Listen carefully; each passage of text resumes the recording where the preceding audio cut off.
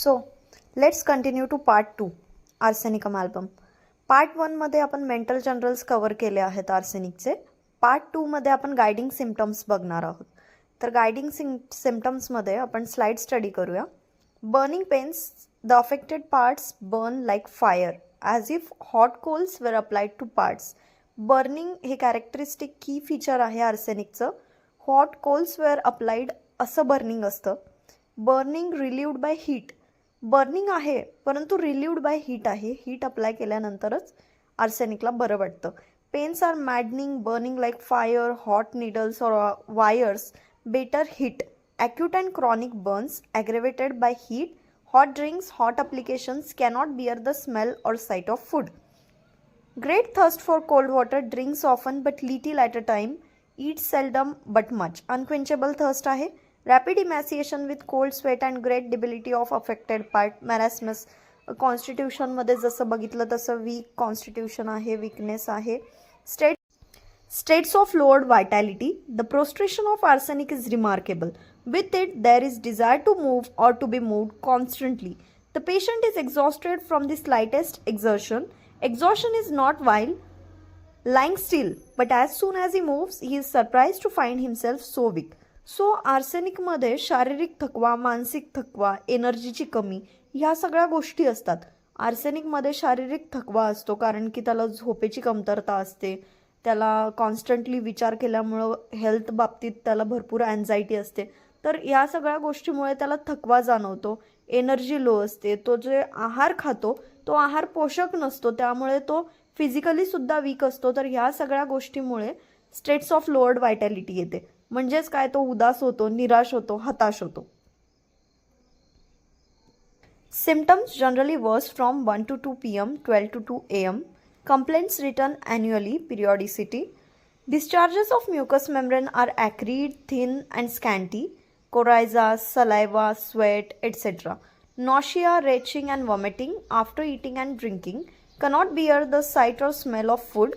Anxiety in the pit of stomach. Ice cold water distresses the stomach and is vomited immediately. Symptoms जे आहेत आर्सेनिकचे ते generally वर्स होतात दुपारी 1 ते 2च्या दरम्यान आणि रात्री 12 ते 2च्या दरम्यान. कंप्लेंट्स रिटर्न ॲन्युअली, म्हणजे वर्षानुवर्ष कंप्लेंट्स रिटर्न करतात. पिरियॉडिसिटी ही मार्क फीचर आहे आर्सेनिकचं. डिस्चार्जेस जे असतात ते ॲक्रिड असतात, थिन असतात, स्कॅन्टी असतात. मग ते कोरायझा असू दे, सलायवा असू दे, स्वेट असू दे. नॉशिया असतं, रेचिंग आहे, vomiting after eating and drinking. जसं as soon as arsenic takes ice cold water, ते स्टमकमध्ये पोचल्या वॉमिट इमिजिएटली होतं. त्यानंतर आपण पर्टिक्युलर्सकडे वळूया. पर्टिक्युलर्समध्ये हेड बघूया आधी. Pains, throbbing, oppressive, stunning or drawing, shooting and burning in the head. Periodical headaches असतात. The pain in the head often occur periodically with restlessness and especially after each meal, morning, night, evening. Excessive swelling of the face and head, gnawing or burning, itching, scurfy, eruptions, pustules and corroding ulcers on the scalp. हेडमध्ये आपल्याला particularly काय लक्षात ठेवायचं आहे, pens जे आहेत ते throbbing आहे, ऑप्रेसिव्ह आहे, स्टनिंग आहे, ड्रॉईंग आहे, शूटिंग आणि बर्निंग आहे. पिरियॉडिकल हेडेक आहे, कधी कधी होतो headache, especially in the morning, night, evening, while going to bed. Okay. Excessive swelling आहे फेसचं, डॅन्ड्रफ असतो, बर्निंग, इचिंग स्काल्प आहे, स्कर्फी इरप्शन्स आहेत, पस्च्युल्स, अल्सर्स होतात स्काल्पमध्ये. त्यानंतर next eyes, burning in eyes with acrid lacrimation, lids red, ulcerated, scabby, scaly, granulated. Edema around eyes, external inflammation with extreme painfulness, burning, hot and excoriating lacrimation. Corneal ulceration, intense photophobia, better by external warmth. Ciliary neuralgia with fine burning pain. Eyes मध्ये काय लक्षात ठेवायचं, burning in eyes आहे with acrid lacrimation. Lids red, ulcerated, scabby, scaly, granulated आहेत. Swelling आहे around eyes, external inflammation, extreme painfulness आहे आणि burning hot आहे. Ears, squeezing, sharp pains, shootings, voluptuous tickling and burning in the ears, tinkling, roaring, buzzing and sound as of bells in the ears. Sensation as if ears were stopped and hardness of hearing, especially to human voice. तर याच्यामध्ये characteristic काय आहे? Squeezing, sharp pain, shooting pain आहे, burning आहे इयरमध्ये, tinkling, roaring, buzzing as if sounds of bells आणि sensation as if ear were stop, कान काम करायचं बंद झालंय असं वाटतं. हार्डनेस ऑफ हिअरिंग आहे म्हणजेच ऐकायला कमी येतं ह्युमन व्हॉइस इस्पेशली. तर माउथमध्ये काय लक्षात ठेवायचं आहे? माउथमध्ये ऑफेन्सिव्ह स्मेल आहे. सिक्रिशन्स जे असतात ते टफ, फटीड, ब्लडी असतात, saliva. Great dryness of mouth आहे. Mouth reddish blue inflamed, burning characteristic feature आहे माउथमध्ये सुद्धा. Ulceration of tongue with blue colour, tongue brownish blackish, dry, crack, trembling, bright red, white as chalk as painted white, red with a silvery white coat, tongue stiff like piece of wood. हे सगळे characteristic features आहेत माउथमध्ये. थ्रोटमध्ये swollen, oedematous, constricted, burning, unable to swallow, गिळायला त्रास होतो, diphtheric membrane, throat dry, wrinkled असतो. Face swollen, pale, yellow, cachectic, sunken, cold, parched lips, covered with sweat, cold sweat, expression of agony, tearing, needle-like pains, burning lips, black, livid, angry, circumscribed, flush of cheeks. स्टमकमध्ये काय लक्षात ठेवायचं? Cannot bear the sight or smell of food. जेवणाच्या वासाने जेवण बघितल्याने उचमळतं, उलट्या होतात.